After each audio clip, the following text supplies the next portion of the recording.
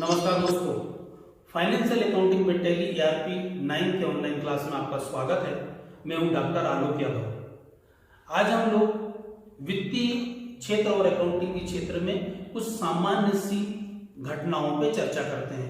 जब एक मनुष्य का जन्म होता है और मृत्यु होती है, उसके बीच में बहुत सारी क्रियाएं करता है। ये सब मानवीय क्रियाएं कहलाती हैं। इन मानवीय क्रियाओं को हम दो भागों में बांट सकते हैं। एक होती है आर्थिक क्रियाएं और दूसरी होती है अनार्थिक क्रियाएं। आर्थिक क्रियाएं, अनार्थिक क्रियाएं।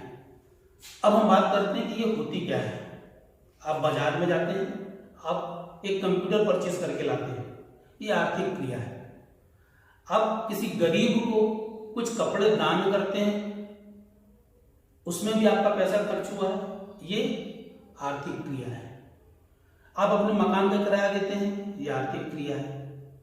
आप बाजार जाते हैं, किराने का सामान परचेज करके लाते हैं, ये सब आर्थिक क्रिया है।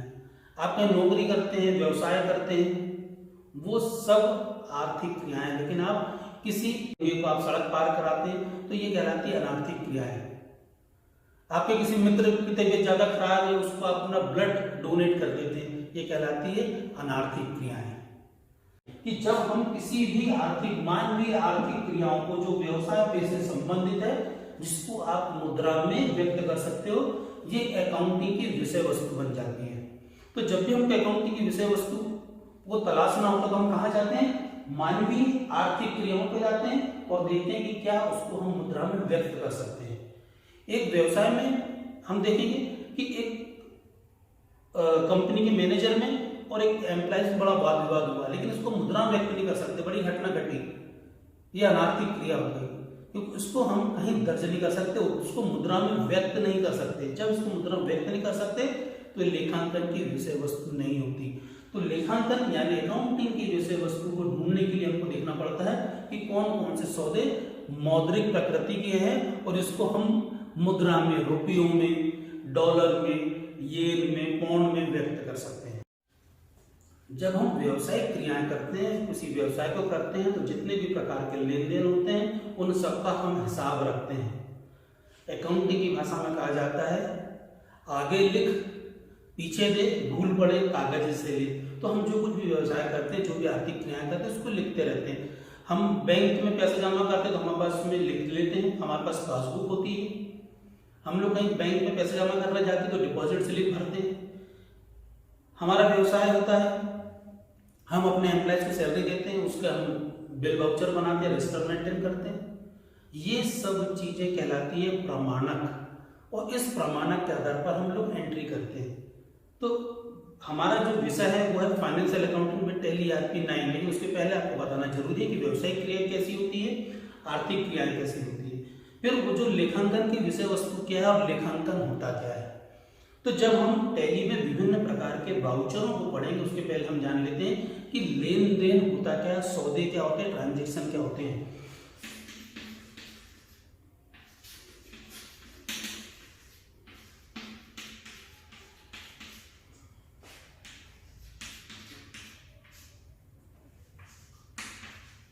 मैंने लिखा ट्रांजैक्शन यानी सौदे, लेन और देन। तो जब भी आप कोई भी व्यवसाय करते हैं, बिजनेस करते हैं, या आप कोई भी आर्थिक क्रिया करते हैं, तो उससे दो पक्ष प्रभावित होते हैं। आप बैंक में जाते हैं, पैसा जमा करते हैं, तो बैंक में जब आप गए और पैसा जमा किया तो आपने क्या किया, लिया कहाँ? आपके बैंक में गए, बैंक, और दिया क्या आपने? कैश या रोकड़। बैंक में आपने पैसा जमा कर दिया, आपके पास से क्या होगा? कैश। तो हर चीजों के दो पक्ष होते हैं और दोनों को हमको लिखना पड़ता है।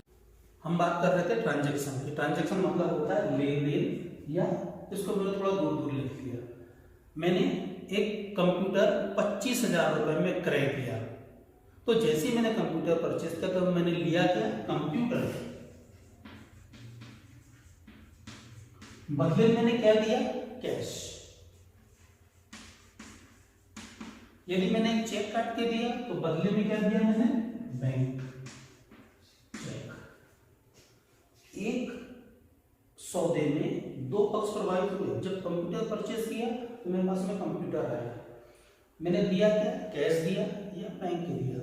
मैंने एक अपने मित्र से एक बाइक परचेज की, तो बाइक मेरे पास क्या आया, बाइक आई और गया क्या, कैश। मान लेते हैं कि मेरा मित्र है निखिलेश, मैंने निखिलेश से क्या किया, बाइक परचेज किया। तो निखिलेश को मैंने अभी दिया क्या, कुछ नहीं दिया, लेकिन मैंने निखिलेश से प्रॉमिस किया कि मैं तुमको बाइक के जो 25,000 रुपये या 40,000 रुपये वो तुम्हें दूंगा। तो यहां पर क्या हुआ, मैंने प्रॉमिस किया है और ये प्रॉमिस किससे हुआ है, निखिलेश से हुआ है। निखिलेश से मेरा प्रॉमिस है कि मैं तुमको क्या दूंगा, इस बाइक की कीमत दूंगा। तो जब मैंने कोई बाइक परचेज किया तो मेरे पास में बाइक आई और बदले में क्या हुआ, मैंने दिया कुछ नहीं, लेकिन मैंने वादा किया। ये वादा जिंदगी भर नहीं रहेगा, हमेशा के लिए रहेगा। इस वादे को मुझे 1 दिन में, 2 दिन में, 1 सप्ताह में पूरा करना होगा। जब इस वादे को मैं पूरा कर लूंगा तो निखिलेश को क्या मिल जाएगा, यहाँ पर पैसा, और मेरे पास से क्या चला जाएगा, कैश। तो ये ट्रांजेक्शन पूरा हो जाएगा। तो जब भी हम कोई भी ट्रांजेक्शन करते हैं, कोई भी सौदा करते हैं, तो उस सौदे में 2 पक्ष प्रभावित होते हैं, दोनों पक्षों का लेखा कर लेने को हम अकाउंटिंग कहते हैं। तो ये जो कुछ भी लेन देन हो रहा है, इन सब लेन देनों को हम लिखा पढ़ी में करते हैं, तो इसको हम कहते हैं वाउचर। तो टैली की जब हम बात करते हैं तो टैली ERP 9 और अभी आ गया है टैली प्राइम, या इसके पहले के कोई भी आपका अकाउंटिंग सॉफ्टवेयर है। जो भी अकाउंटिंग सॉफ्टवेयर है खासकर टैली से रिलेटेड, इसमें कुछ वाउचर्स दिए गए हैं जो अकाउंटिंग से संबंधित है, कुछ इन्वेंट्री से संबंधित, और कुछ वाउचर्स ऐसे हैं जो अकाउंट इन्वेंट्री दोनों से संबंधित हैं। हम लोग इस सेशन में इन सब के बारे में जानकारी हासिल करने वाले हैं। टैली ERP 9 या टैली प्राइम, अभी टैली का नया वर्जन आया है टैली प्राइम। तो इसमें हमें कुछ अकाउंटिंग वाउचर दिए गए हैं। हम सबसे पहले अकाउंटिंग वाउचर की बात कर रहे हैं। हमारे पास में होता है F4 कांड्रा वाउचर। यह वह वाउचर है जिसमें आप बैंक से bank, bank to cash, cash to bank, bank to petty cash to bank, मतलब केवल ऐसे सौदों को आप एंट्री करते हैं जिसमें केवल बैंक और कैश प्रभावित होता है।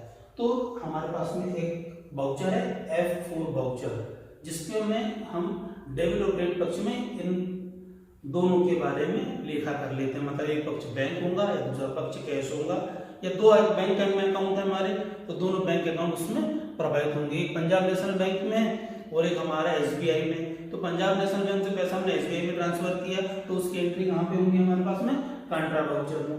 आपने व्यवसाय में रोजे खर्चे के लिए कुछ पैसा निकाला, पेटी कैश हुआ, तो आपका बैंक प्रभावित होगा और पेटी कैश अकाउंट प्रभावित होगा, तो उसकी एंट्री इस कांट्रा वाउचर में होगी। दूसरा वाउचर होता है F5 payment voucher.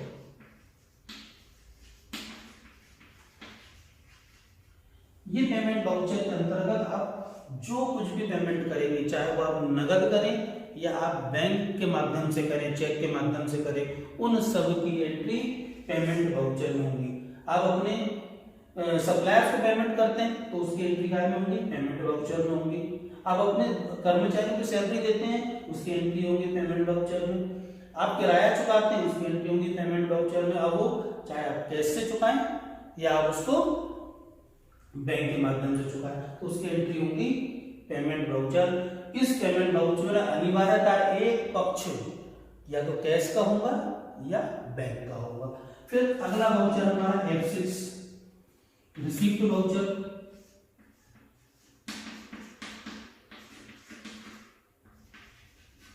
Receipt voucher, आपको जो कुछ भी पैसा मिल रहा है आपके व्यवसाय में, जहां से भी पैसा आ रहा है, आपकी कंपनी में आ रहा है, उन सबको हम रिसीप्ट वाउचर में लेंगे। आपके कस्टमर आपको पेमेंट दे रहे हैं, चाहे वो नगद दे, चाहे वो आपको चेक से दे या ATM करे या कार्ड स्वैप करे, जहां से भी करे, वो रिसीप्ट वाउचर में एंट्री होगी। अगला वाउचर है हमारा F7 general voucher.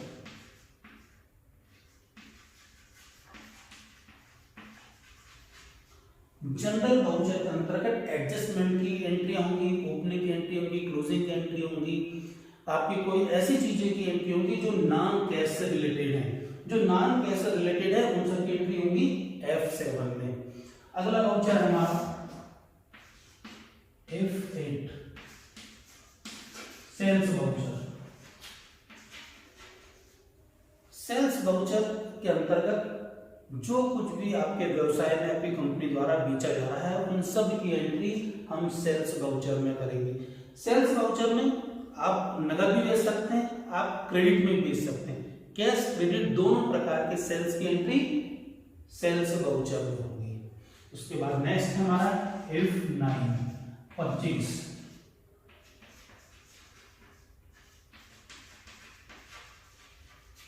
Purchase voucher की एंट्री भी हमको इसमें करना, चाहे हमने नगद माल परचेस किया हो या हमने उधार माल परचेस किया, दोनों प्रकार की परचेस की एंट्री आपके परचेस वाउचर में उपलब्ध है।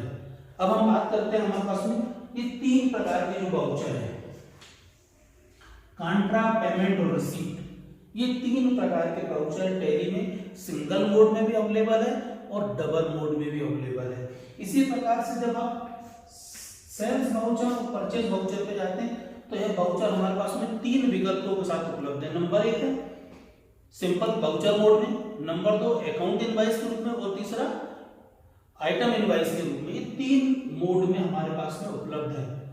अभी जब मैं आपको टैली की स्क्रीन शेयर करूंगा तो मैं बताऊंगा कि सेल्स वाउचर और परचेस वाउचर के जो तीन मोड कौन से हैं और तीनों मोड में हम एंट्रियां किस प्रकार से कर सकते हैं। सौदों का हम कैसे लिखते हैं, सौदे को जैसे मैंने आपको बताया लेन देन, लेन देन का लेखा हम कैसे करेंगे हम इसके अंदर का देखने वाले हैं। तो ध्यान रखिए कॉन्ट्रा, पेमेंट और रिसीप्ट वाउचर, यह वह वाउचर है जो सिंगल मोड और डबल मोड दोनों में उपलब्ध है। अब मैं अपनी स्क्रीन आपके सामने ला रहा हूं टैली की, जहां पर हम एक एक वाउचरों में देखेंगे कि एंट्रियां कैसे की जाती है, किसे हम डेबिट करेंगे, किसे क्रेडिट करेंगे, सिंगल मोड क्या है, डबल मोड क्या है, नरेशन कैसे लिखेंगे, नरेशन की हम कॉपी कैसे करेंगे। ये सबको देखने के लिए मैं अपनी स्क्रीन आपके सामने ला रहा हूं, तो आप इसको ध्यानपूर्वक देखिए। Voucher entries in Tally ERP 9। आज हम देखेंगे कि अकाउंटिंग वाउचर्स जैसे contra, payment, receipt, journal, sales, purchase, debit note और क्रेडिट नोट के वाउचर्स टैली में किस तरह के होते हैं और उसमें हम किसी भी सौदे या लेन देन को कैसे दर्ज करते हैं। आज का हमारा लर्निंग आउटकम होगा। वाउचर को परिभाषित कर सकेंगे, विभिन्न अकाउंटिंग वाउचर में अंतर कर सकेंगे, टैली में विभिन्न अकाउंटिंग वाउचर द्वारा एंट्री कर सकेंगे। प्रमाणक यानी वाउचर्स लेखांकन की पुस्तकों में किए गए लेखों की सत्यता का प्रमाण देने वाले प्रपत्र वाउचर कहे जाते हैं। इन्हें साक्ष्य पत्र, आधार पत्र, गवाह पत्र आदि नामों से भी पुकारा जाता है। प्रमाणक या वाउचर की अन्य परिभाषा यह है कि इन्हें ऐसे लिखित विलेख को भी कहते हैं जो लेन देन के कुछ तथ्यों की पुष्टि या गवाही देने का काम करते हैं। आमतौर पर एक वाउचर एक दस्तावेज होता है जो दिखाता है कि सामान खरीदा गया है या सेवाओं को प्रतिपादन किया गया है। भुगतान को अधिकृत करता और खाता बही को इंगित करता है जिसमें लेन देन दर्ज किए जाने हैं। एग्जाम्पल के लिए हमारे सामने एक डिपॉजिट स्लिप है। डिपॉजिट स्लिप दो पार्ट में होती है। एक पार्ट जो कस्टमर बैंक में पैसा जमा करता है उसके पास रह जाता है वो कहलाता है काउंटर फाइल। ये काउंटर फाइल प्राय बाईं ओर होती है, दाईं ओर का हिस्सा बैंक का कर्मचारी अपने पास रख लेता है और आपको बाएं वाला पार्ट वापस कर देता है। यह वाउचर होता है। यह एक ऐसा वाउचर है जो आधा बैंक अपने पास सुरक्षित रखता है और आधा कस्टमर अपने पास सुरक्षित रहता है। वाद विवाद की स्थिति में इसी को हम प्रमाणक के रूप में या वाउचर के रूप में प्रस्तुत करते हैं। जब वाउचर एंट्री होती है तो हम इसी के आधार पर करते हैं। जब आप चेक लिखते हैं तो चेक का डिटेल उसमें दिया होता है। ये चेक भी वाउचर कहलाते हैं। इसमें भी एक काउंटर फाइल होती है। कई बार कई चेक में काउंटर फाइल नहीं होती लेकिन उसमें एक सूची होती है, रिकॉर्ड स्लिप होती है। आप रिकॉर्ड स्लिप को भरते हैं कि चेक क्रमांक क्या था, किस दिनांक को आपने भुगतान किया, किन के फेवर में किया, चेक की राशि क्या थी। इसके अतिरिक्त भी जारी किए गए चेक का लेखा रखने के लिए हम एक रजिस्टर मेंटेन कर लेते हैं। उस रजिस्टर में चेक नंबर, इशू करने की डेट, किसे दिया गया, कितने अमाउंट का था, उसकी डिटेल, और एक अधिकृत अधिकारी द्वारा उसको हम अनुमोदित करवा लेते हैं कि भुगतान वास्तव में किया गया है। ये सब प्रमाणक या बाउचर कहलाते हैं। इसी प्रकार से आप कोई सामान खरीदते हैं, वस्तुएं खरीदते हैं, सेवाएं खरीदते हैं, तो उसका आपको बिल मिलता है। इस बिल में बहुत सारी चीजें दी होती है। किसने खरीदा उसका नाम होता है, किसने बेचा उसका नाम होता है, सीरियल नंबर होता है, डेट होती है, आइटम्स के विवरण होते हैं, क्वांटिटी, रेट और टैक्स संबंधी जानकारी होती है, अधिकृत व्यक्ति के हस्ताक्षर होते हैं। ये प्रमाणक कहलाते हैं, बाउचर कहलाते हैं। जब आप किसी को भुगतान करते हैं तो बदले में आपको रिसिप्ट मिलती है। ये रिसिप्ट भी प्रमाणक कहलाती है। इसी के आधार पे आप भुगतान की एंट्री करते हैं। सेल बिल जारी करती हैं कंपनियां अलग अलग। उस सेल बिल का एक टैक्स इनवाइस इस तरीके से होता है जो आपके सामने दिख रहा है, जिसमें बताया गया है कि डी एंड सन्स, जिसका GSTIN नंबर भी था, जेएस कंप्यूटर को उसने माल बेचा है, उसका ऑर्डर नंबर है, डिस्क्रिप्शन दी गई है गुड्स की, HSN कोड दिया है, क्वांटिटी दी है, और सबसे नीचे टैक्स का एनालिसिस दिया गया। तो इस तरीके से ये प्रमाणक होते हैं जो बताते हैं कि आपने जो भी सौदा किया उसके साक्ष्य के रूप में से प्रस्तुत किया जा सकता है, और इन्हीं के आधार पर बाउचर एंट्री की जाती है। आपने अपने कर्मचारी को ट्रैवलिंग एक्सपेंसेस दिया है, तो ट्रैवलिंग एक्सपेंसेस के लिए आपने डेबिट नोट बाउचर बनाया, डेबिट बाउचर बन गया है। तो इसका उद्देश्य ये है कि जब भी आप कोई बाउचर क्रिएट करते हैं, बनाते हैं, उसका उद्देश्य क्या होता है, यह सुनिश्चित किया जाता है कि लेन देन स्वीकार्य है, वैध है। यह सुनिश्चित किया जाता है कि सभी प्रविष्टियां साक्ष्य के साथ की गई है। यह देखने के लिए सभी लेन देन रिकॉर्ड किए गए हैं और कुछ भी बचा हुआ नहीं है। गैर व्यापार लेन देन को इग्नोर कर दिया जाता है। धोखाधड़ी और त्रुटियों का इस बाउचर के माध्यम से ही पता लगाया जाता है। तो इसलिए हम कहते हैं बाउचर एंट्री करना। तो बाउचर के द्वारा की जाती है, उसका उद्देश्य आपके समझ में आ रहा होगा।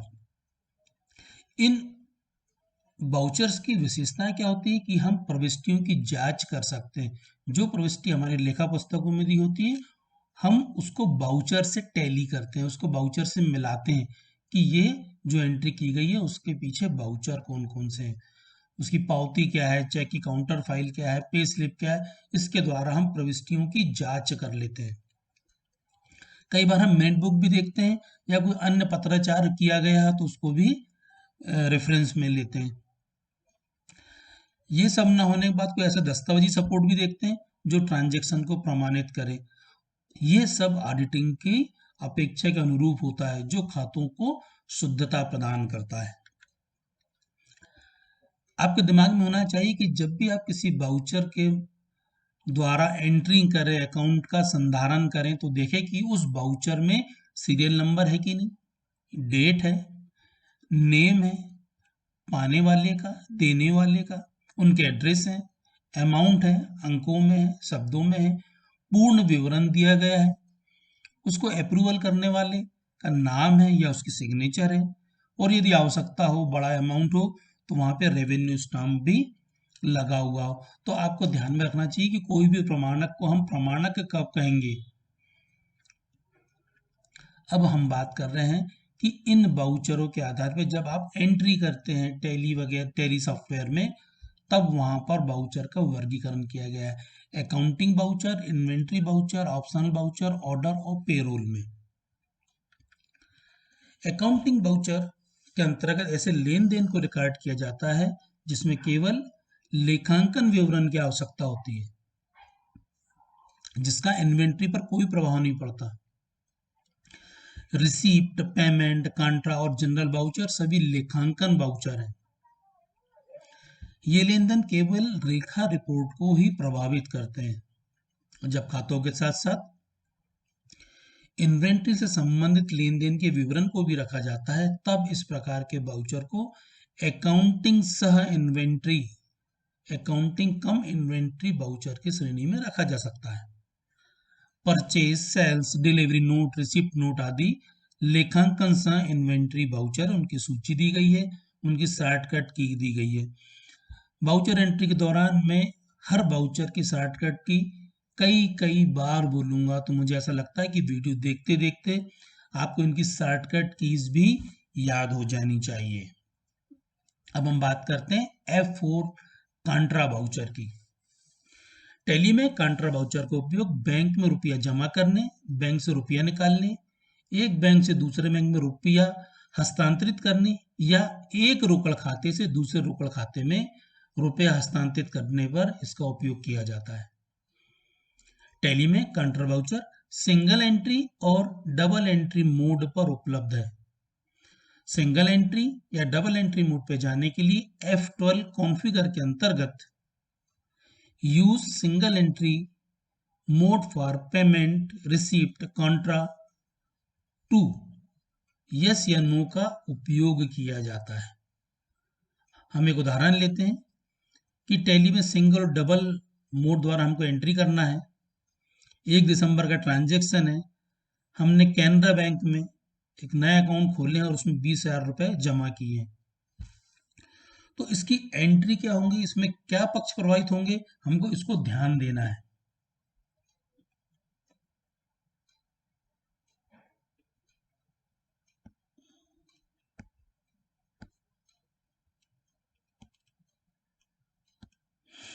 अब देखिए यहाँ पे open a new bank account हुआ है।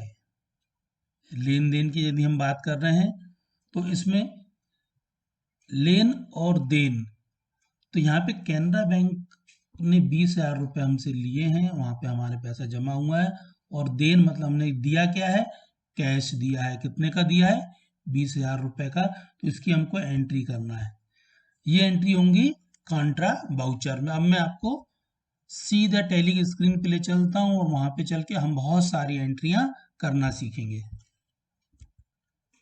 चलिए सबसे पहले हम लोग कंपनी इन्फो में चलते हैं और एक कोई कंपनी को चयन कर लेते हैं। सेलेक्ट कंपनी पे जाता हूँ और मैं यहाँ पे चलकर थिंक टैली एक कंपनी का मैं चयन कर लेता हूँ। कंपनी आपके सामने ओपन हो गई है। गेटवे ऑफ टैली में सबसे पहले आप देखेंगे मास्टर्स में अकाउंट इन्फो और इन्वेंट्री इन्फो, हम दोनों को क्रमशः एंटर करके देखते हैं। तो यहाँ पे देखेंगे आपकी ग्रुप लेजर बाउचर टाइप दिया हुआ है। बाउचर टाइप पे चलते हैं और यहाँ पर एंटर करते हैं। यहाँ पर क्रिएट, डिस्प्ले और आल्टर के मेनू दिए गए हैं। टैली में यद्यपि आपको सफिशिएंट मात्रा में बाउचर दिए गए यदि, लेकिन आप चाहते हैं कि हमें नए बाउचर बनाने की आवश्यकता है तो आप क्रिएट करके यहाँ पर बैंक से संबंधित या जो भी आपके रिक्वायरमेंट्स हैं नए बाउचर बना सकते हैं। एस्केप करते हैं, डिस्प्ले को एंटर करते हैं। तो यहाँ पर उन बाउचरों की सूची दी गई है जो ऑलरेडी टैली में क्रिएटेड हैं। ये सब बाय डिफॉल्ट बाउचर हैं। इसके बाद हम चलते हैं आल्टर पर। आल्टर के द्वारा आप किसी भी बाउचर में आवश्यक संशोधन कर सकते हैं, उसको सेव कर सकते हैं। लेकिन यहाँ पर चल के आप Alt+D का उपयोग करते हुए बाय डिफॉल्ट जो लेजर है उसको आप डिलीट नहीं कर सकते। हम स्केप करते हैं।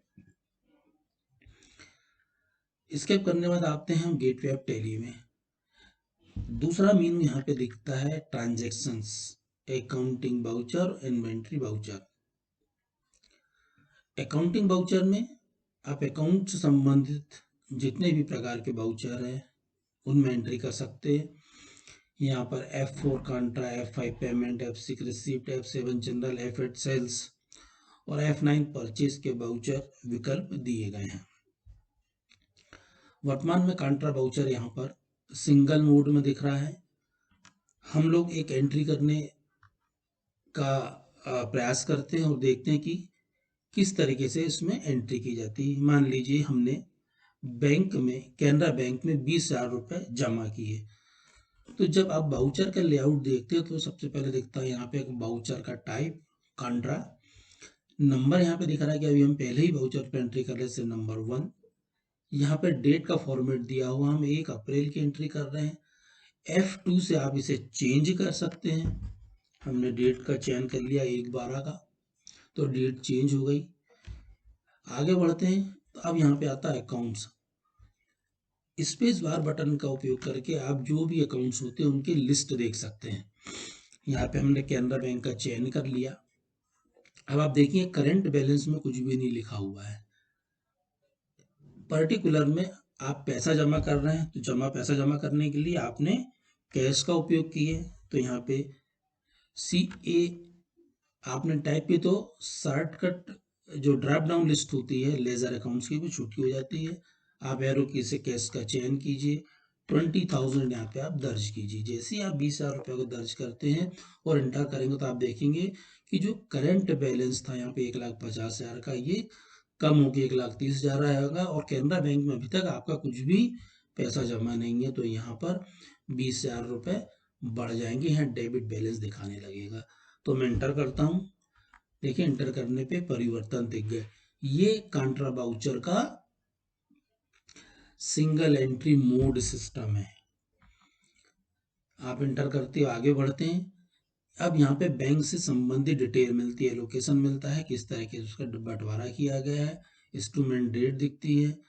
यहाँ पे डिनोमिनेशंस दिखते हैं, आपने कितने रुपए के नोट जमा किए। मैंने 40 नोट जमा किए हैं। आप देखिए 20,000 रुपये जमा हो गए, 500 रुपये के 20 नोट, 500 रुपये के 40 नोट जमा करने पे मेरे 20,000 रुपये का अमाउंट क्लियर हो चुका है। यहाँ नरेशन लिख देता हूँ, बीइंग अमाउंट डिपॉजिटेड इन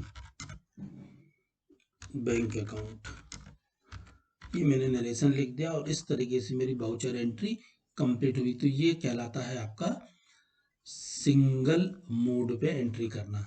अभी हम लोग F12 पर चलते हैं, और F12 पे चलने के बाद हम देखेंगे कि यहाँ पे जो दूसरा ऑप्शन दिया हुआ है काउंटर कॉन्फ़िगरेशन में, use single entry mode for payment receipt and counter voucher, yes दिया हुआ है कि हम ये 3 प्रकार के वाउचर जैसे पेमेंट, रिसीप्ट और काउंटर क्या सिंगल मोड में करना चाहते हैं, तो यस। यदि इसको हम नो कर देते हैं, वो कंट्रोल ए द्वारा सेव कर लेते हैं, तो यही वाउचर अब आपको डबल एंट्री मोड पर अवेलेबल हो गया है, ड्यूल मोड पर उपलब्ध है। हम इसी एंट्री को दोबारा करके देखते हैं।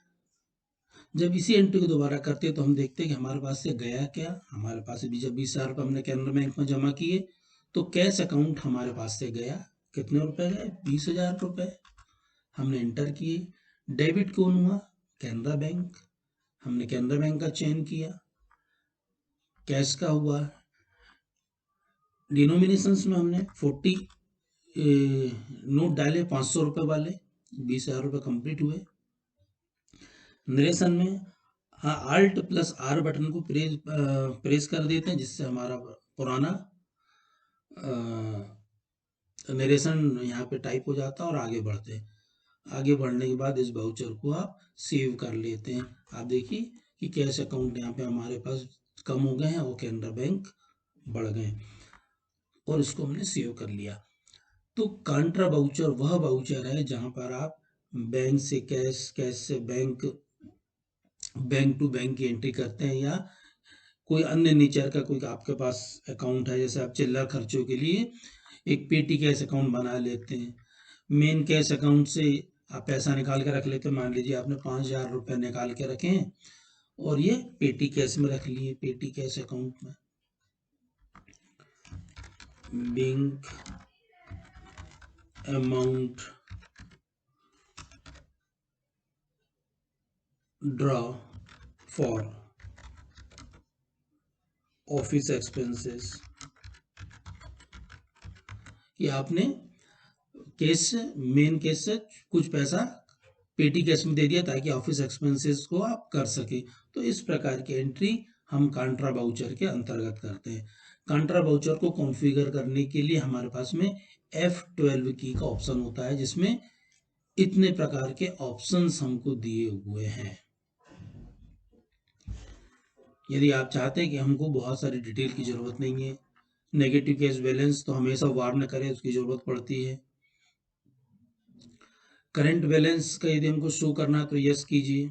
बाउचर डेट का बैलेंस देखने के ये सब ऑप्शंस आपके पास में दिए हुए हैं। बैंक एलोकेशन में ऑटो चेक नंबरिंग और सिलेक्शन ऑफ चेक रेंज, ये दोनों चीजें दी हुई हैं, इसका उपयोग भी हम लोग करते हैं। चलते चलते कांट्रा बाउचर को वापस मैं F12 पर जाकर सिंगल मोड में ले लेता हूँ।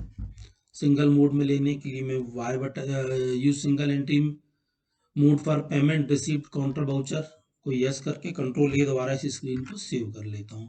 इस स्क्रीन को सेव करने पर आप देखिए कि मेरा बाउचर सिंगल मोड में आ गया। मैं 10,000 रुपये जमा कर देता हूँ SBI में, और उसके लिए मैं एक चेक लिखता हूँ कैनरा बैंक का। तो यहाँ पे मैंने चयन किया state bank of India,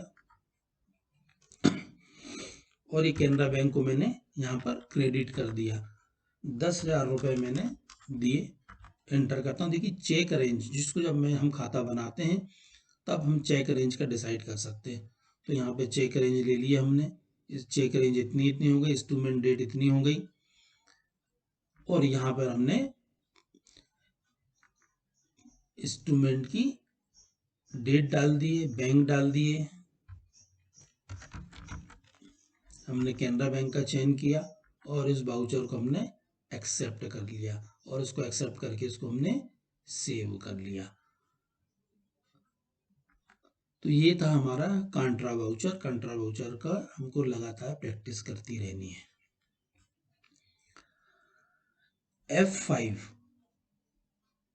F5 यानी होता है पेमेंट बाउचर। आप अपनी पार्टी को, अपने किसी एम्प्लॉइज को जो कुछ भी भुगतान करते हैं, किसी को भी व्यवसाय के द्वारा भुगतान किया जाता है, उन सब की एंट्री पेमेंट बाउचर में की जाती है। सब की एंट्री पेमेंट बाउचर में की जाती है। मान लेते हैं हम F2 2 तारीख को हम एंट्री कर रहे हैं, हम कैश से एंट्री कर रहे हैं, और हम चाहते हैं कि हम वेजेस का भुगतान करें। तो हमने यहाँ पे चयन किया वेजेस का अगर अकाउंट नहीं है तो हम इसका अकाउंट Alt C द्वारा क्रिएट कर सकते हैं। तो हमने यहाँ पे Alt C का उपयोग किया। ये हमने वेजेस अकाउंट खोले। वेजेस होता है डायरेक्ट एक्सपेंस ग्रुप के अंतर्गत। हमने 1000 का भुगतान कर दिया, और मान लीजिए हमने रेंट दिया, तो रेंट का अकाउंट हमारे पास में, मान लेते हमने रेंट 3000 दिया। तो ये 2 प्रकार के अकाउंट को हमने यहाँ पर एंटर किया, ये डेबिट हो रहे हैं, और यहाँ पे कैनरा बैंक आपका कम हुआ है।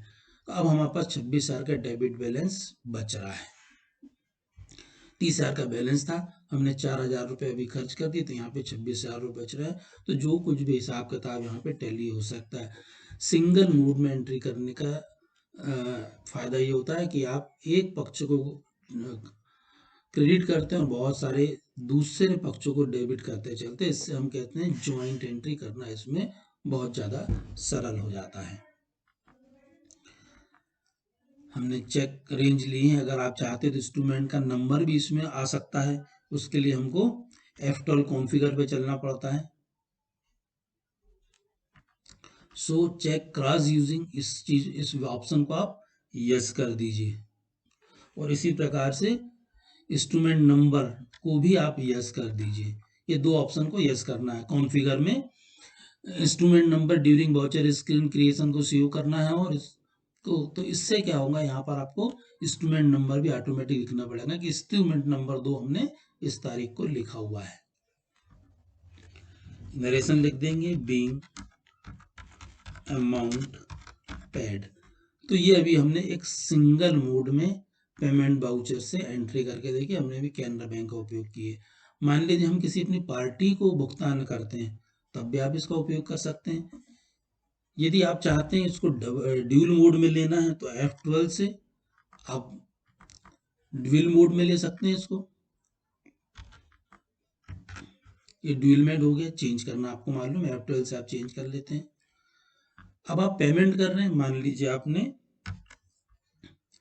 समृद्ध इंटरप्राइजेस को पेमेंट कर रहे हैं, इसका करंट बैलेंस है 7,500 रुपये, इनको 5,000 रुपये भी आप और देते हैं। एंटर कैसे दे रहे हैं, अगेंस्ट डिफरेंस दे रहे हैं, तो आप उसका चयन कर लीजिए। और यदि आप इन्हें एडवांस दे रहे हैं तो यहाँ पे 4 ऑप्शन आते हैं, एडवांस, अगेंस्ट, न्यू और ऑन अकाउंट।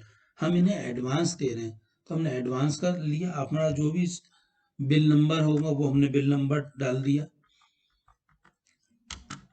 और ये 5,000 रुपये हमने उनको दे दिया। अब यहाँ पे देखिए कि समृद्धि इंटरप्राइजेस को हमने 7,500 का बैलेंस था ही, 5,000 रुपये एडवांस दिया, अब उसकी तरफ बैलेंस हो गया है 12,500 रुपये। अगला हम यहाँ पे क्रेडिट लिख देंगे, सी प्रेस करके इंटर करेंगे, क्रेडिट हो जाएगा। और ये पेमेंट हमने दिया SBI से, तो हमने यहाँ पर स्टेट बैंक ऑफ इंडिया का चयन कर लिया। और नरेशन में देखो आप, इसमें ऑटोमेटिक आने लगा, जो चेक रेंज दी हुई थी ये चेक रेंज से दी है। नरेशन लिख देंगे, being amount paid to Samriddhi enterprises as advance. तो इस प्रकार से आप नरेशन भी लिख लेते हैं और पेमेंट वाउचर को संपन्न कर लेते हैं। तो ये पेमेंट वाउचर था।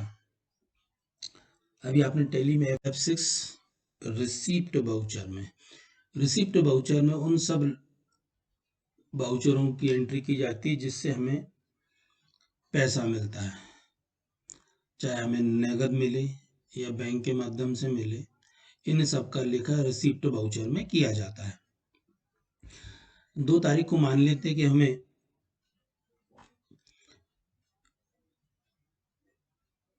ईशान लिमिटेड से कुछ पैसा मिला, ईशान लिमिटेड ने हमें पैसा दिया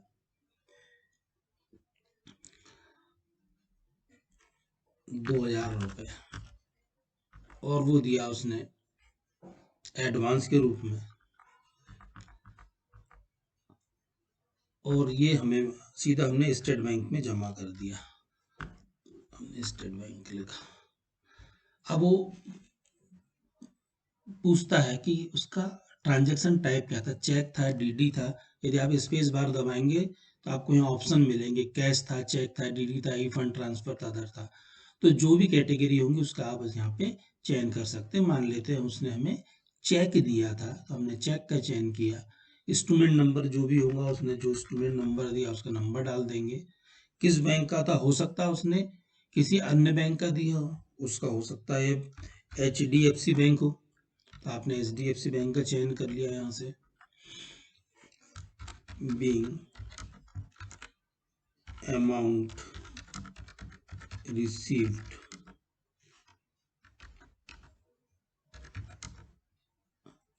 और आपने इसका नरेशन लिख दिया और इस वाउचर को सेव कर लिया। तो ये अभी एंट्री हमने की थी ड्यूल मोड में। इसी एंट्री को यदि हमें सिंगल मोड में करना है या इस प्रकार की एंट्री करना, तो हमें कॉन्फ़िगर पे चलते हैं, सेकंड ऑप्शन को हम यस करते हैं, कंट्रोल ए द्वारा सेव करते हैं, ये सिंगल मोड में आ गया।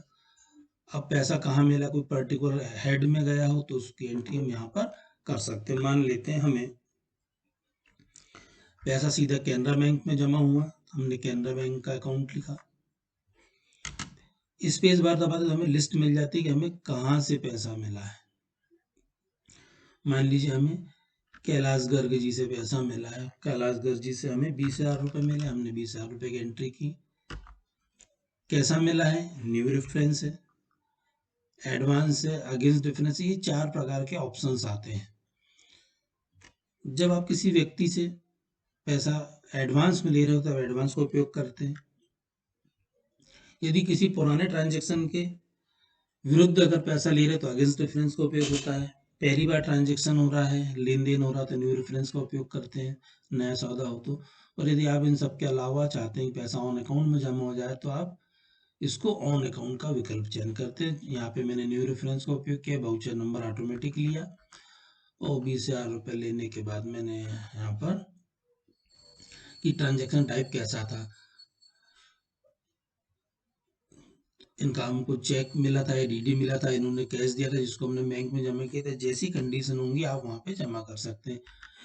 कैलाश गर्ग जी ने ई फंड ट्रांसफर किया तो मैंने ई फंड ट्रांसफर लिखा।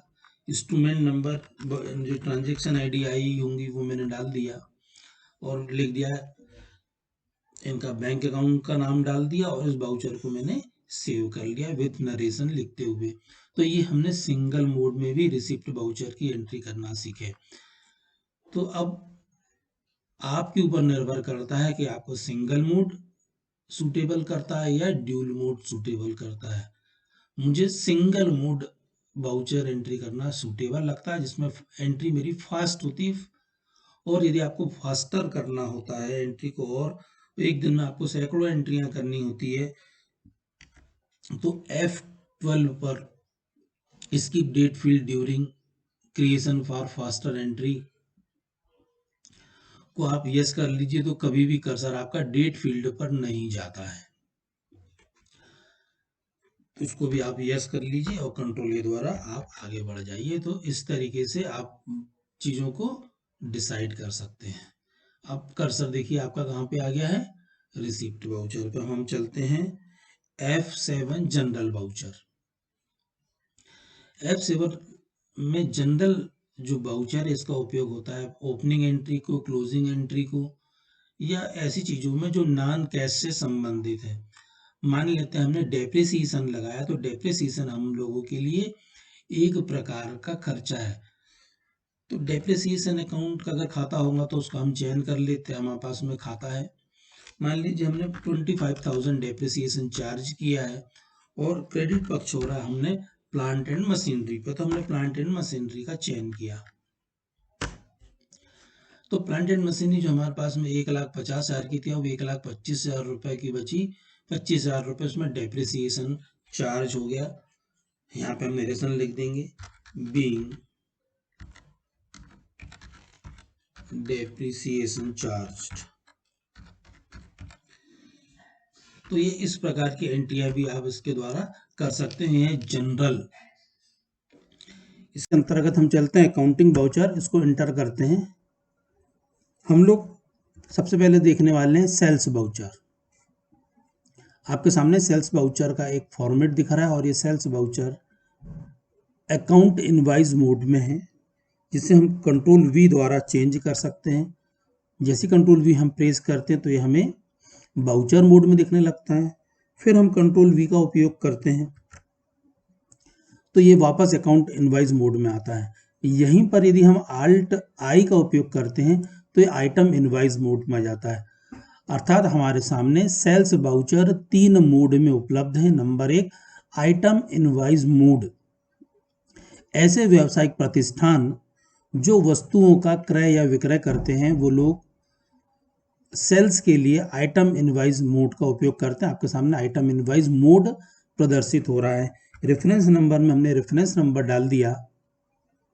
मान लेते हैं हम अपने कस्टमर सौर्या लिमिटेड को कोई सामान बेच रहे हैं, तो यहाँ पर आता है उसका डिलीवरी नोट, डिस्पैच डिटेल, किससे बेचा गया, यदि कोई ऑर्डर हो तो ऑर्डर डिटेल, फिर बायर्स के डिटेल। यदि आप ये कुछ नहीं चाहते तो आप F12 कॉन्फ़िगर की से इसको भी डिटेल को बंद कर सकते हैं। वर्तमान में हम लोग कंट्रोल ए द्वारा इस पार्टी डिटेल स्क्रीन को सेव करते हैं और यहाँ पर सेल्स अकाउंट का चयन करते हैं।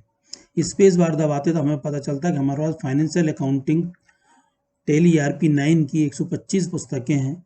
हमने यहाँ पे 50 पुस्तकों का आइटम लिखा है। 450 रुपये हमारी सेलिंग प्राइस है। तो आप देखिए यहाँ क्वांटिटी में हमने 50 नोट्स डाले हैं, रेट 450 डाला है और यहाँ पे कैलकुलेट करके उसने पूरा ले लिया है। ये सेल्स की हमने एंट्री की है। नरेशन लिख देंगे, बीइंग गुड सोल्ड। और इस तरीके से आपकी सेल्स की एंट्री आइटम इनवाइस मोड में कंप्लीट हुई। अगर आप चाहें तो इस प्रकार की कोई दूसरी एंट्री भी कर सकते हैं। मान लीजिए हमने एक और हमारा कोई कस्टमर है, उसको हमने अपने बाउचर नंबर से बेचे, Pankaj trader, messrs Pankaj trader को हमने सेल किया है तो सेल्स अकाउंट का यहाँ पे चयन किए। इन्हें हमने फाइनेंशियल अकाउंटिंग बुक बेची है 40 बुक बेची है, 440 रुपए के रेट में बेची है। रेट यहाँ पर डालने पर उसका अमाउंट आ गया। इंटर करते हुए चलते और नरेशन में कंट्रोल अल्टर आर कर देते हैं तो नरेशन कॉपी हो जाता है। कंट्रोल आर कर दिए तो बीइंग गुड्स सोल्ड, ये था हमारा सेल्स इनवॉइस। इसमें हमने आइटम को डाले। इस प्रकार के आइटम बनाने का फायदा ये भी होता है कि यदि मान लेते हैं कि यहाँ पे कोई अन्य आप लेजर को जोड़ना चाहते हैं, सर्विस चार्ज, फ्रैट वगैरह, तो आप जोड़ सकते हैं, टैक्सेशन का कैलकुलेशन कर सकते हैं। इसलिए आइटम इनवॉइस मोड व्यापारी के लिए ज़्यादा सूटेबल होता है। कभी कभी हमारी फर्म ऐसा कोई काम करती है जिसमें हमें आइटम का हम सेल नहीं करते बल्कि सर्विस हम प्रोवाइड कर रहे होते हैं, कुछ सलाह दे रहे होते हैं, परामर्श दे रहे होते हैं। उस समय फिर हम लोग अकाउंटिंग इनवॉइस का उपयोग करते हैं। मान लेते हैं कि हमारा कोई कस्टमर था, समृद्धि इंटरप्राइजेस थी, और इसको हमने कंसल्टेंसी फीस दी है। हमने इसे कोई सलाह दी थी और इससे हमको कंसल्टेंसी फीस मिल रही, तो हमने कंसल्टेंसी फीस का चयन किया। मान लेते हमने इनसे 5,000 रुपये कंसल्टेंसी फीस ली और एंटर किया। तो यहाँ पर एक अकाउंट जो हमारा था समृद्धि इंटरप्राइजेस का, वो डेबिट हुआ है और हमारी कंसल्टेंसी फीस क्रेडिट हुई है। ये आय का सोर्स है, ये हमारी इनकम है, ये क्रेडिट हुई है। नरेशन लिख देंगे being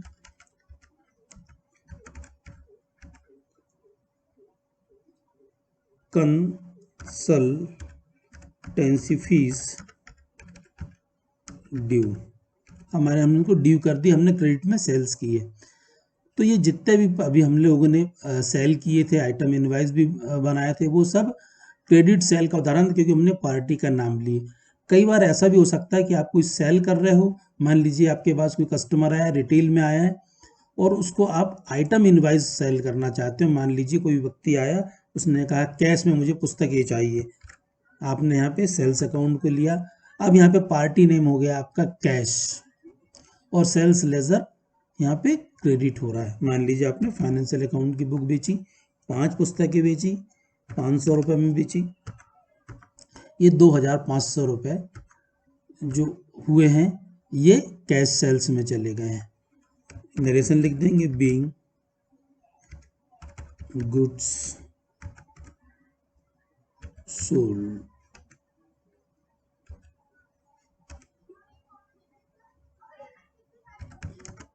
on being goods sold on cash. तो ये आपने नरेशन लिख दिया और इसको सेव कर लिया। तो सेल्स वाउचर में आप दोनों प्रकार के कैश सेल्स और क्रेडिट सेल्स दोनों का उपयोग कर सकते हैं। अब तीसरा आता है इसमें as voucher mode. Control V का उपयोग हम करते हैं, से शॉर्टकट की है, कंट्रोल वी का उपयोग करने पर रेफरेंस नंबर आ जाता है और आप यहाँ पे वाउचर मोड में एंट्री कर सकते हैं। यदि आप चाहते हैं कि आपने कंसल्टेंसी फीस पंकज ट्रेडर को प्रदान की तो यहाँ पे आप डेबिट कर देंगे पंकज ट्रेडर। मान लेते हैं अगर आपने कैश में किए तो यहाँ पर कैश अकाउंट के चयन कर लेंगे। 3,000 रुपये की आपको मिले हैं, वो कैसे, कंसल्टेंसी से। अब कंसल्टेंसी यहाँ पर नहीं आ रहा है, तो कंसल्टेंसी को लाने के लिए आपको F12 बटन को प्रेस करना पड़ेगा। F12 बटन को जब आप प्रेस करते हैं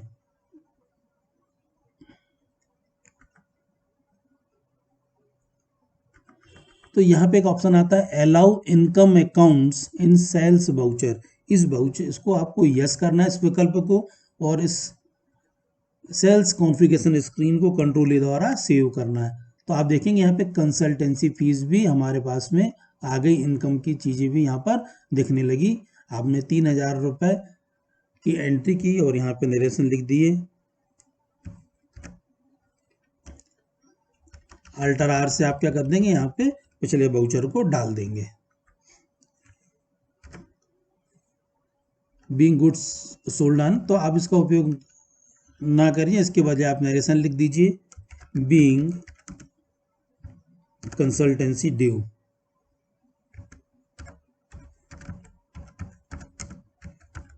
being consultancy fees received, being consultancy fees received. तो इस प्रकार आपने यहाँ पे सेल्स की एंट्री भी संपन्न की। अब आते हैं बाउचर मोड पे, हम एक और एंट्री करके देखते हैं कि हम किसी कस्टमर को कोई सामान बेच रहे हैं 20,000 रुपये मूल्य का। हमने बेच दिया समृद्धि इंटरप्राइजेस को, 50,000 रुपये का आइटम बेचे तो पाने वाली समृद्धि हो गई, न्यू रेफरेंस हो गया है, सेल्स अकाउंट है हमारा। अभी आइटम क्या है हमें डिसाइड नहीं है, हमने 50,000 रुपये का ड्यू कर दी, जब आइटम होगा तो हम आइटम चढ़ा सकते हैं। इसको आप बाद में भी चढ़ा सकते हैं, टैली में इसकी भी फैसिलिटी दी गई है। उसके लिए फिर आप डिलीवरी नोट का उपयोग करते हैं। तो फिलहाल में हमने 50,000 रुपये डाले, बीइंग गुड सोल्ड, नरेशन लिख देते हैं।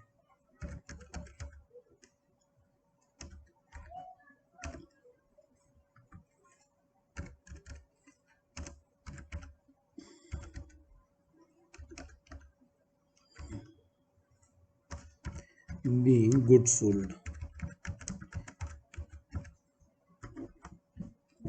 ये सेल्स के हमने विभिन्न प्रारूप देखे, विभिन्न प्रकार की एंट्रियां करके देखी। अब हम लोग चलते हैं F9 परचेज बाउचर में।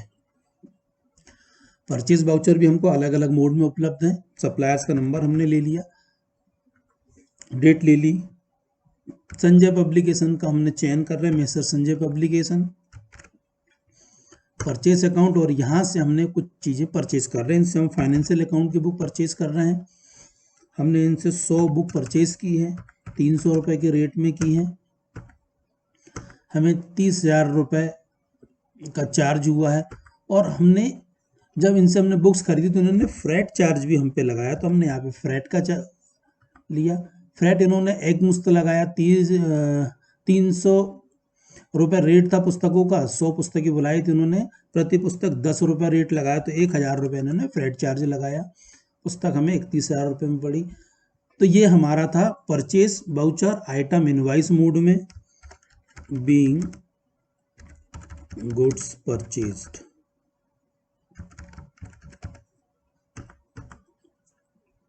इसी प्रकार यदि मान लेते हैं आप किसी से कंसल्टेंसी लेते हैं, तो कंसल्टेंसी लेने के लिए फिर हम क्या करते हैं, अपने बाउचर्स को आइटम इनवाइस मोड से अकाउंट इनवाइस मोड में लेके जाते हैं।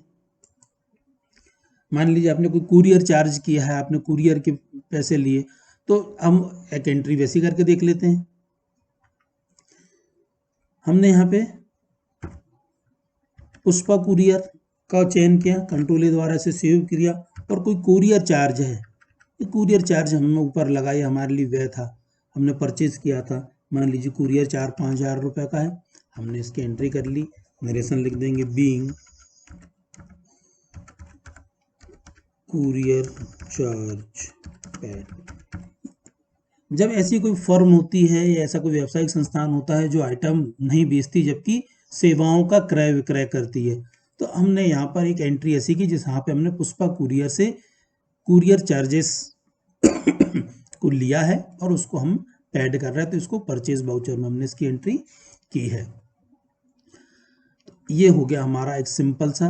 यदि इसी प्रकार के आइटम को आप बाउचर मोड में करना चाहते हैं तो आप कंट्रोल V द्वारा प्रेस कीजिए, सप्लायर्स का नंबर डाल दीजिए, जिसने आपको माल सप्लाई किया है, मान लीजिए कैलाश गर्ग जी ने आपको कोई माल सप्लाई किया, कंट्रोल A द्वारा सेव कीजिए। इनसे हमें 25,000 रुपये का माल मिला है, न्यू रेफरेंस है, क्रेडिट होगा परचेस अकाउंट। आइटम क्या है बाद में डिसाइड होना है, जिसको डिलीवरी नोट से हमें एडजस्टमेंट करना देखेंगे आगे एंट्रियों में।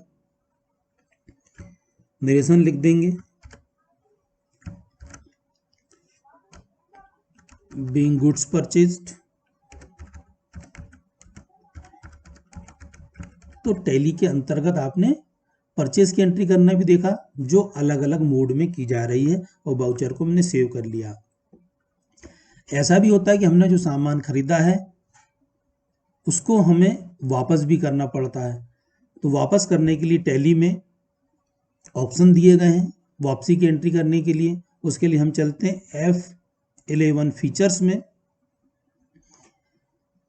अकाउंटिंग फीचर, और यहाँ पर हम यूज करेंगे अब use debit and credit note, yes. Record credit note in invoice mode, yes. Record debit notes in invoice mode, yes. और इस कंपनी ऑपरेशन अल्ट्रेशन स्क्रीन को कंट्रोल ए द्वारा सेव कर लेंगे। आपको याद रखना है कंट्रोल ए द्वारा सेव करना। यदि आप ऐसा नहीं कर पाते तो आपके द्वारा दर्ज कराया गया विवरण सेव नहीं हो पाता और उसका इफेक्ट नहीं हो पाता। ऐसा करने से बाउचर एंट्री में जब हम लोग जाते हैं तो देखते हैं यहाँ पर क्रेडिट नोट और डेबिट नोट इनेबल हो चुके हैं। कंट्रोल F8 से क्रेडिट नोट आता है और कंट्रोल F9 से डेबिट नोट आता है। तो हम दोनों की एक एक एंट्री करके देखते हैं। यहाँ पे क्रेडिट नोट और डेबिट नोट इनेबल हो चुके हैं। कंट्रोल F8 क्रेडिट नोट होता है, इसका उपयोग सेल्स रिटर्न के लिए किया जाता है। हमारा एक इनवॉइस था जो हमने पंकज ट्रेडर को जारी किया था, 321 नंबर का था। हमने उन्हें कुछ पुस्तकें बेची थी, तो मेसर्स पंकज ट्रेडर्स ने हमें 5 पुस्तकें लौटा दी। उसकी हम एंट्री कर लेते हैं, जिसको हम वापस ला के अपने मेन लोकेशन पे रख दिए। इनको हमने जो बुक्स बेची थी वो 440 रुपए की रेट में बेची थी। पुस्तकें वापस आ गई। यहाँ पे हम चयन कर लेंगे, स्पेस बार देखिए, यहाँ पे सेल्स अकाउंट और सेल्स रिटर्न अकाउंट दोनों दिख रहे हैं। हम यहाँ पे सेल्स रिटर्न अकाउंट का चयन कर लेते हैं। यदि आप सेल्स रिटर्न अकाउंट का चयन नहीं करते, सेल्स अकाउंट को भी लेते हैं, तो भी ये राशि सेल्स अकाउंट से कम हो जाती है। अकाउंटिंग में सेल्स और सेल्स रिटर्न को अलग अलग दिखाने के लिए हम लोग सेल्स रिटर्न अकाउंट को बना लेते हैं। यदि आपके पास में सेल्स रिटर्न अकाउंट नहीं है तो आप Alt C से इसे क्रिएट कर सकते हैं। तो हमने यहाँ पे सेल्स रिटर्न अकाउंट को चुना, 2200 रुपए की एंट्री हुई। नरेशन लिख दी, बीइंग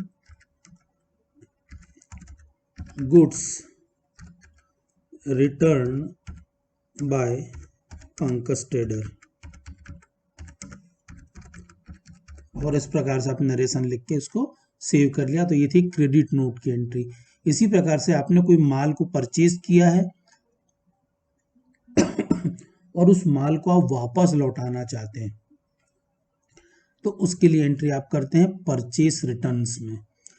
तो परचेज रिटर्न्स के लिए आप उपयोग करते हैं डेबिट नोट। उसके लिए ऑप्शन है कंट्रोल F9।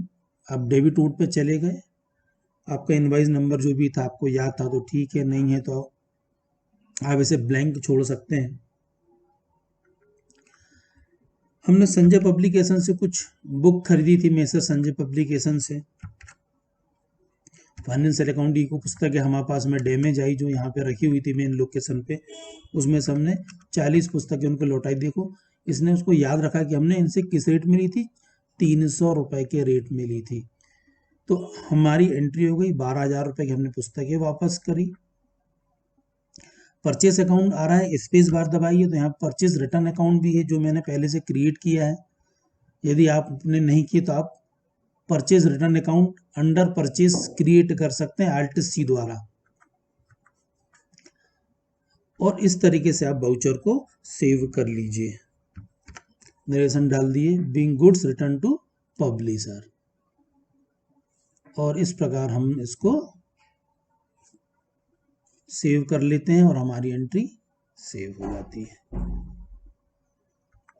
तो ये था डेबिट नोट। इस तरह टैली में आपने प्रमुख सभी अकाउंटिंग फीचर्स को देखा, समझा, इसकी प्रैक्टिस अब आपको करना है। तो अभी आपने अकाउंटिंग वाउचर्स देखे। F4 पे contra voucher, F5 payment voucher, F6 receipt voucher, F7 general, F8 sales और F9 परचेज वाउचर।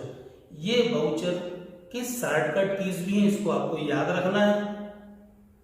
अगला सेशन में हम लेके आएंगे कि इसमें एक और वाउचर है, वो कहलाता है रिवर्सिंग जनरल और मेमो वाउचर। इसको मैं एक सेपरेट बजट सिनेरियो में पढ़ाने वाला हूँ। इसके बाद जो हमारा नेक्स्ट वीडियो होगा वो इन्वेंट्री वाउचर से संबंधित होगा। आपको आज का वीडियो कैसा लगा आप मुझे अवश्य बताएं। यदि आपको मेरा वीडियो पसंद आया है तो इसे लाइक कीजिए, शेयर कीजिए, मेरे इस चैनल को सब्सक्राइब कीजिए, और यदि आपकी कोई क्वेरीज हैं तो मेरे email ID AALOK108@gmail.com पर भी आप मुझे मेल कर सकते हैं। पॉलिटेक्निक कॉलेज छिंदवाड़ा की ओर से मैं आप सब लोग का धन्यवाद करता हूं। नमस्कार।